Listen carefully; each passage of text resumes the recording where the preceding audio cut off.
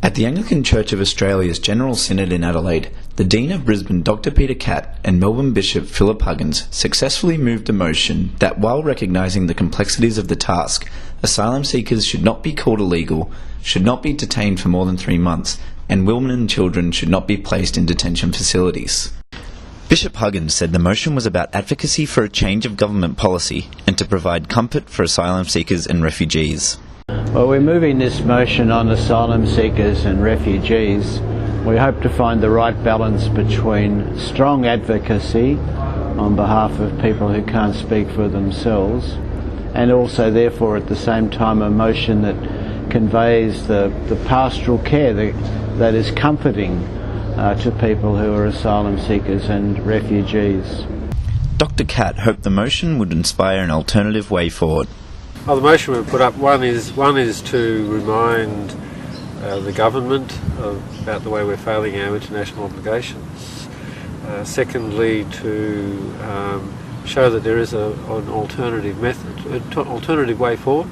Speaking to the Synod, Dr Catt said current policy failed to address the circumstances which lead people to seek asylum.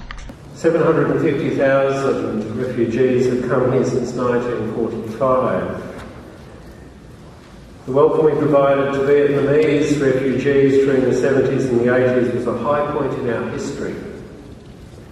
One of the great concerns is that there are unaccompanied minors who are being detained in overseas detention centres, and as we've seen, they're dangerous places. We're in the middle of a royal commission that's looking at how we've treated children in the past, and here we are setting ourselves up for a royal commission in the future that will make similar pronouncements, I expect. Bishop Huggins spoke of the comfort that advocacy can give to the community at large.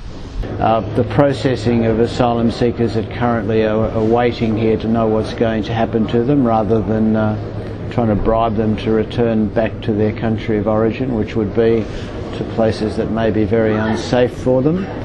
And by being advocates around these kind of policy changes, bipartisan advocacy, we hope to bring some comfort to people. And their plight causes us all some moral anguish, even as we recognise the complexity and the difficulties facing our governments. Some 50 million displaced people now around the world, and UNHCR able to settle about 100,000 per annum. A huge dissonance between the scale of the issue and the ability of the international community to respond.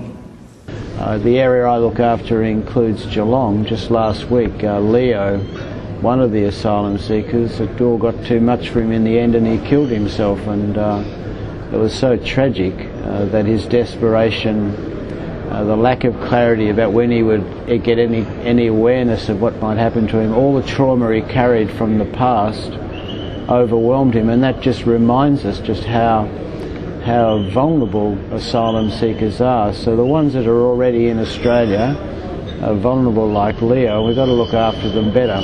So we want the General Synod to say something strong and clear, good advocacy, and at the same time good pastoral care.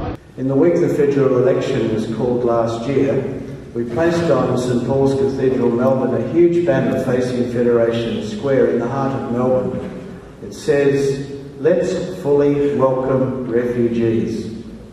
The image was one from UNHCR, a little girl on a parent's shoulder, trouble-eyed refugees from Syria. What we didn't realise was just how comforting that sign was going to be, both to people who are asylum seekers, and some of the advocate groups brought people into town just to show them the sign, and have been doing that regularly, just to say to them, look, there's a better discourse in the Australian community than the one you hear in the political discourse. The Reverend Canon Sandy Grant of Sydney sought to amend the motion to reflect the complex nature of the government policy. I want us to have real compassion. And I agree, asylum seekers commit no offence in seeking asylum. However, there are some additional real concerns that Christians can legitimately care about and view differently. I'm referring to the fact that people have kept dying when they come via the boats. Wishing to avoid this may clearly be a matter of true compassion. I think sanctity of life has some relevance here. Dr. Catt reaffirmed the need to find a compassionate policy framework for addressing the circumstances which lead people to seek asylum. The government's stated desire to prevent drownings at sea is one I share, as do all advocates. All 5 of our archbishops spoke out about children in detention at Easter. Our primate summed it up in the words, "Children behind razor wire is never a loving response to people in need." That breaks people's hearts. There has got to be a better way for us to deal with these issues. We are aware that this is a complex issue, but it's one the Church can engage in a positive way. Anglican Media, Melbourne.